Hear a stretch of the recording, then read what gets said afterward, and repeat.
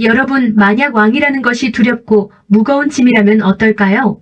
누군가는 왕좌를 향해 피를 흘리며 달려가지만 오늘 우리가 만날 인물은 달랐습니다. 그는 왕위에 오르는 것도 그리고 그 자리에서 내려오는 것도 모두 자신의 선택이 아니었습니다.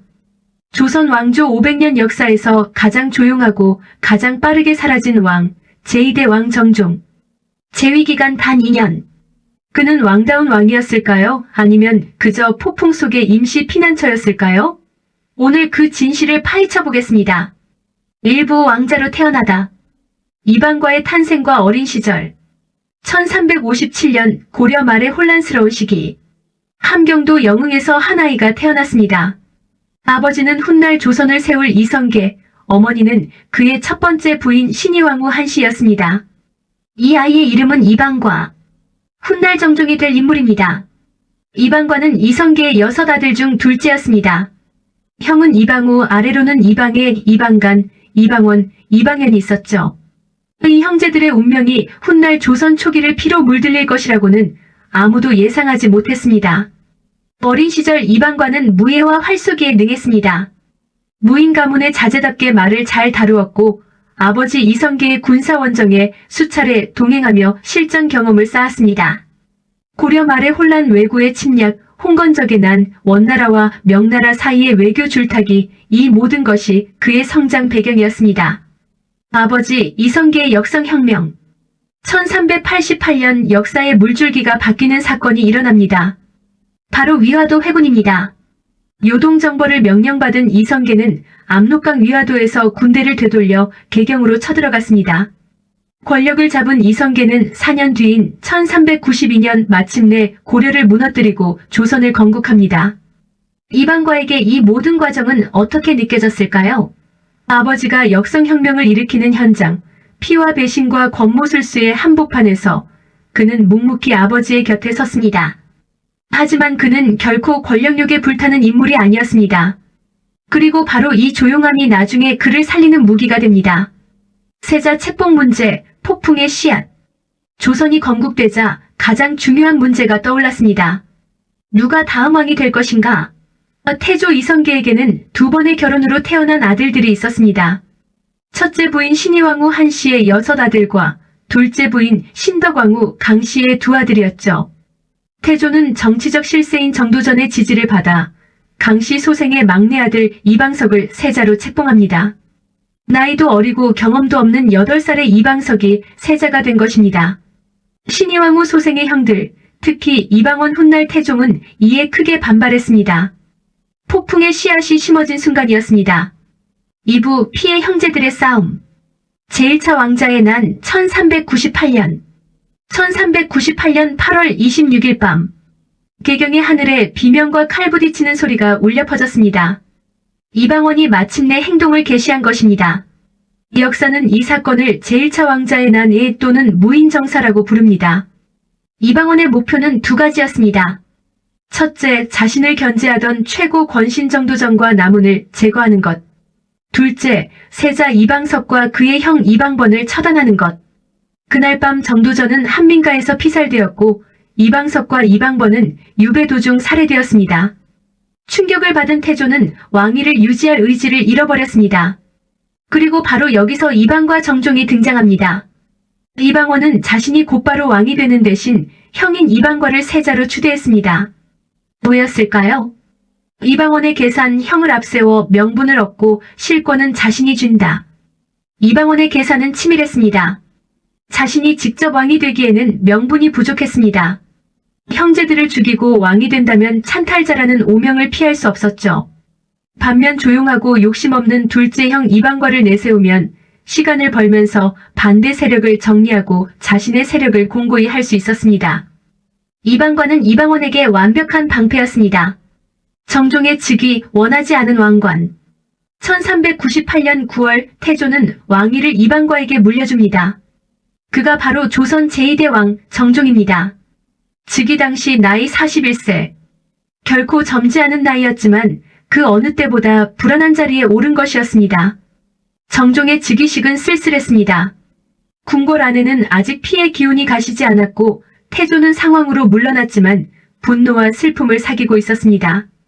왕이 된 이방과 본인도 이 자리가 얼마나 위태로운지 누구보다 잘 알고 있었습니다. 실제로 정종의 재위 기간, 실권은 동생 이방원에게 있었습니다. 이방원은 정종을 왕으로 세워두고 세제 왕세제로 인정받아 군사권을 장악했습니다. 정종은 이 상황을 거스르지 않았습니다. 아니, 거스를 수 없었습니다. 개경에서 한양 다시 개경으로 천도 논쟁. 정종 즉위 초 중요한 결정이 내려집니다.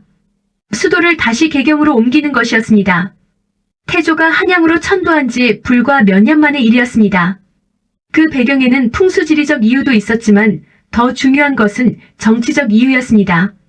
왕자의 난으로 권력을 잡은 세력은 개경 기반의 구고려 귀족들과 협력할 필요가 있었고 한양의 궁궐은 아직 공사 중이기도 했습니다.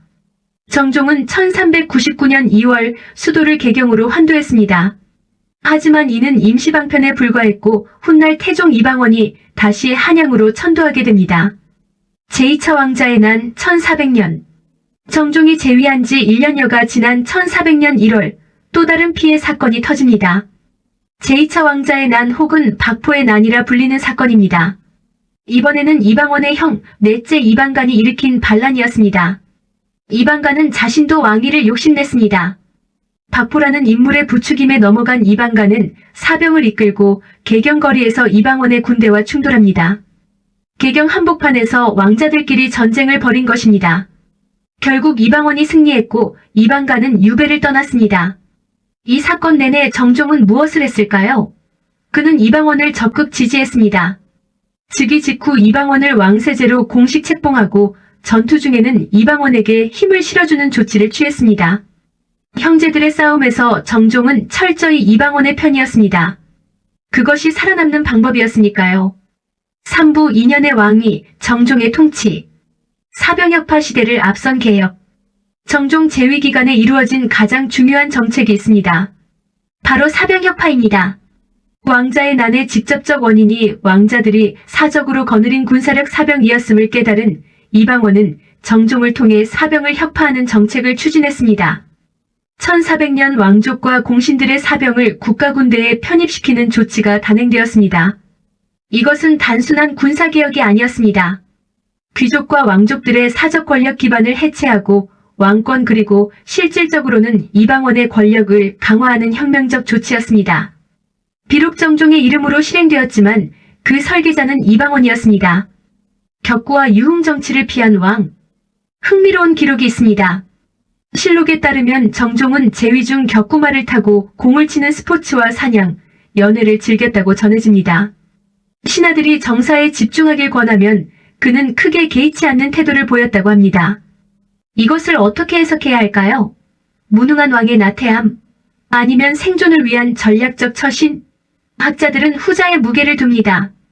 정치에 개입할수록 이방원의 견제를 받을 것이 뻔했기에 정종은 의도적으로 정치에 관심 없는 왕처럼 행동했을 수 있습니다. 실제로 이 전략은 효과가 있었습니다. 그는 살아남았고 죽을 때까지 편안한 여생을 보낼 수 있었습니다. 정종과 그의 부인들. 정종의 왕비는 정한왕후 김씨입니다. 안타깝게도 정한왕후는 정종과의 사이에서 자녀를 두지 못했습니다. 정종에게는 여러 후궁이 있었고 이들 사이에서 15명의 아들과 8명의 딸이 있었다고 기록되어 있습니다. 다만 적자가 없었기 때문에 왕위를 이방원에게 넘기는 것이 더욱 자연스러웠습니다.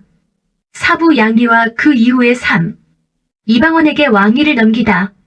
1400년 11월 즉위한 지 불과 2년 2개월 만에 정종은 왕위를 세제 이방원에게 양위합니다. 조선 왕조 역사에서 가장 짧은 재위 기간 중 하나입니다. 양위의 이유에 대해 실록은 후사가 없어 왕위를 이을 수 없다는 명분을 내세우지만 실질적으로는 이방원의 압력이 있었을 것이라는 것이 역사학자들의 중론입니다. 그런데 놀라운 점이 있습니다. 정종은 이 양위를 담담하게 받아들였다는 것입니다. 왕위를 빼앗긴 왕이라면 분노하고 저항해야 할 것 같지만 정종은 오히려 안도했다는 인상을 줍니다. 이제 나는 자유다 그런 마음이었을까요? 상황으로서의 여생, 19년의 자유. 왕위를 내려놓은 정종은 상황으로 물러났습니다. 이후 그는 무려 19년을 더 살았습니다. 그리고 이 19년이야말로 그의 진짜 삶이었을지도 모릅니다. 정종은 인덕궁에 거처하며 겪고 사냥, 온천욕을 즐겼습니다. 특히 황해도 평산과 온양 온천을 자주 찾았다는 기록이 있습니다. 무인의 기질을 잃지 않고 말 위에서 격구를 즐기는 건강한 노년을 보냈습니다. 정치의 무게에서 벗어난 그는 그야말로 자유로운 시간을 만끽했습니다. 태종 이방원은 상왕이 된 형 정종을 예우했습니다. 두 사람의 관계는 겉으로는 평온했습니다. 물론 이면에는 복잡한 감정이 흘렀겠지만 정종은 끝까지 이방원에게 반기를 들지 않았고 이방원도 형을 함부로 대하지 않았습니다. 아버지 태조와의 관계. 한편 아버지 태조 이성계는 왕자의 난으로 인한 충격에서 쉽게 벗어나지 못했습니다. 태조는 이방원을 원망하며 함흥으로 떠나버립니다. 이때 이방원이 보낸 사신들이 번번이 소식을 전하지 못하거나 죽임을 당했다는 이야기가 함흥차사라는 고사성어의 유래입니다. 정종은 이들 부자 갈등에서 중재자 역할을 맡기도 했습니다. 아버지와 동생 사이에서 관계를 회복하는 데 노력했다는 기록이 있습니다. 결국 태조는 1402년 한양으로 돌아오고 1408년 74세의 나이로 세상을 떠납니다. 정종은 아버지의 임종을 지켰습니다. 오부 정종의 죽음과 역사적 평가. 1419년 조용한 마지막. 1419년 9월 26일. 정종 이방관은 63세의 나이로 세상을 떠났습니다. 왕이 된 지 21년, 왕위에서 물러난 지 19년 만의 일이었습니다. 그의 죽음은 조용했고 그가 살아온 삶만큼이나 소란스럽지 않았습니다. 묘호는 처음에는 공정왕이었으나 훗날 숙종 때인 1681년에야 비로소 정식 묘호 정종을 받게 됩니다. 무려 280년 만의 일이었습니다. 이 사실 하나가 역사 속에서 정종이 얼마나 오랫동안 잊혀진 왕이었는지를 잘 보여줍니다. 정종을 어떻게 기억해야 할까? 정종 이방과를 어떻게 평가해야 할까요? 무능한 왕, 허수아비, 아니면 지혜로운 생존자. 역사는 종종 화려하게 활약한 인물을 기억하지만 정종처럼 조용히 자리를 지킨 사람도 나름의 역할이 있었습니다. 그가 왕위에 있는 2년 동안 사병협파라는 중요한 개혁이 이루어졌고 조선 초기에 극심한 혼란이 일정 수준에서 수습되었습니다. 그리고 그는 권력 다툼의 와중에서도 끝까지 살아남아 19년의 평온한 여생을 보냈습니다. 어쩌면 그것이야말로 조선 초기의 피바람 속에서 정종이 이룬 가장 위대한 성취였을지 모릅니다. 역사의 주인공이 반드시 가장 강하고 가장 야망 넘치는 사람이어야 할 필요는 없습니다. 때로는 조용히 자신의 자리를 지키고 폭풍이 지나가기를 기다리는 것이 최선의 선택일 때도 있습니다. 정종 이방관은 그것을 몸소 보여준 인물이었습니다. 여러분은 어떻게 생각하시나요? 정종을 잊혀진 왕으로 볼 것인지 아니면 현명한 생존자로 볼 것인지 댓글로 여러분의 의견을 남겨주세요. 오늘 영상이 유익하셨다면 좋아요와 구독 부탁드립니다. 다음 영상에서 또 만나요.